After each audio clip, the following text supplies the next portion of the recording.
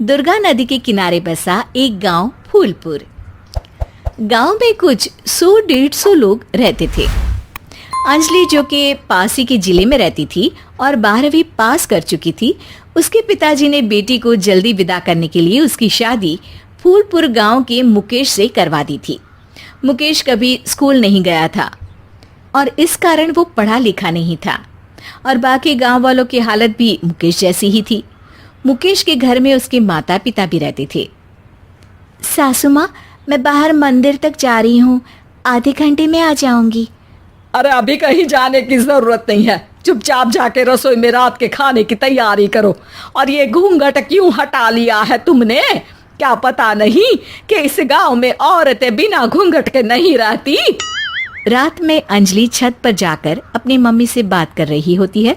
तभी गांव की 3-4 औरतें उसे देख लेती है और दरवाजे पर आकर उसकी सास से शिकायत करने लगती है।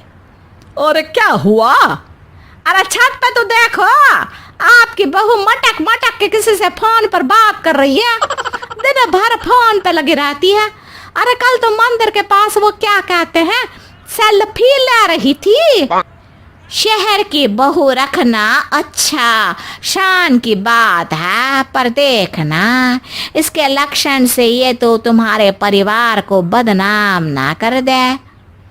ये पहली बार नहीं था जब सास से गांव के लोगों ने अंजलि की बुराई या शिकायत नहीं की हो। अब तो ये रोज की बात थी।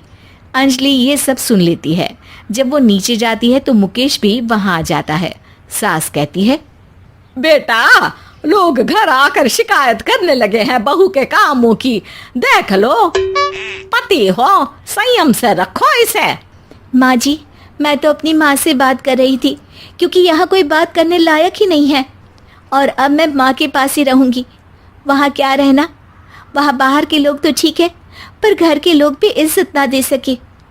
अरे नहीं नहीं अंजलि, ऐसा नहीं है, धीरे धीरे सब ठीक हो जाएगा, तुम फिक्र ना करो।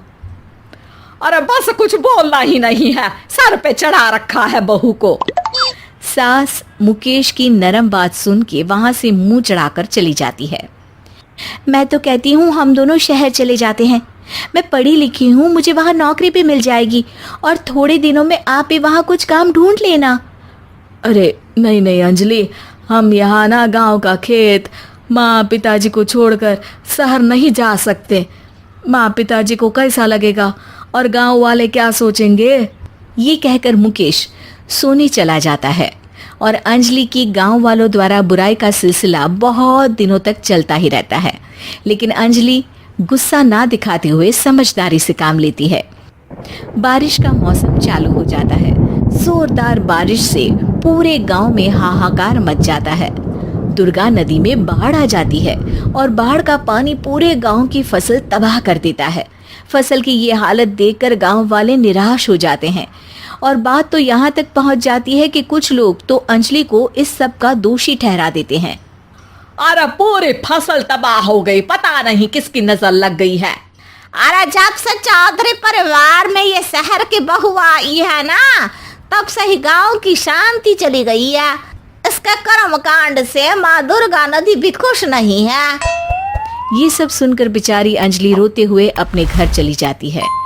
कुछ दिन बाद सभी गांव वाले अपनी फसल का मुआवजा लेकर अपने अपने घर आते हैं। मुकेश भी 1500 लेकर आता है।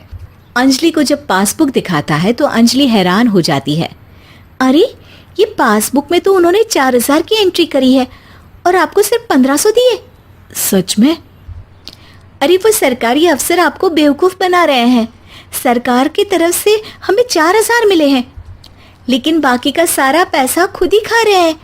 आप लोग के अनपढ़ होने का फायदा उठा रहे हैं। ये सब सुनकर मुकेश परेशान हो जाता है लेकिन अंजलि उसे हिम्मत से काम लेने को कहती है और सुबह होते ही मुकेश को पंचायत कार्यालय ले जाती है और साथ में गांव के और लोगों को भी। आप सरकारी बाबू क्या गांव के लोगों को बेवकूफ समझते हैं? आपको क्या लगता है ये पढ़े लिखे नहीं है तो आप कुछ भी मनमानी करेंगे?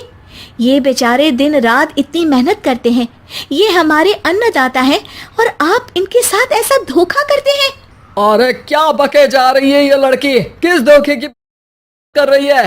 अपने कांड करके नदी माँ को नाराज करके हमारा नुकसान करके इसे चैन नहीं मिला क्या? सरपंच जी, इन सरकारी बाबू ने मुझे बेवकूफ बनाया है और मेरे हिस्से के पैसे खुद चट कर गए। बस ये सुनते ही सरपंच वहां से दुम दबाकर भाग जाता है। पता चलता है कि जनपद अधिकारियों ने गांव के सरपंच के साथ मिलकर सबके साथ धोखा किया है। सब लोगों का विरोध शुरू हो जाता है और आखिर में अधिकारी सब गांव वालों के हिस्सों के बचे हुए पैसे उन्हें लौटा देते हैं और कई दिन तक सरपंच गांव में लौटता ही नहीं। अंजलि, तुम नहीं होती तो हम गांव वालों को तो पता ही नहीं चलता कि ये हमें हर बार बेवकूफ बनाते हैं। हाँ हाँ अंजलि बेटी, हमें माफ कर दो। हम सब तुम्हें बुरा भला कहते रहे, लेकिन तुमने ही आज हमें बेवकूफ बनाने से बचाया है। हमें तुम पर गर्व है बेटी। अब समझ आया कि सरपंच तुमसे नहीं, तुम्हारे पढ़े लिखे होने से नफरत करता था। क्यों ना इस बार हम अंजलि को ही सरपंच पद के लिए चुन ले। क्या कहते हो गांव वालों? पढ़ी लिखी सरपंच। बस पूरा गांव अंजलि के लिए ताली बजाता है और अंजलि की सास उसे खुशी से गले लगा लेती है।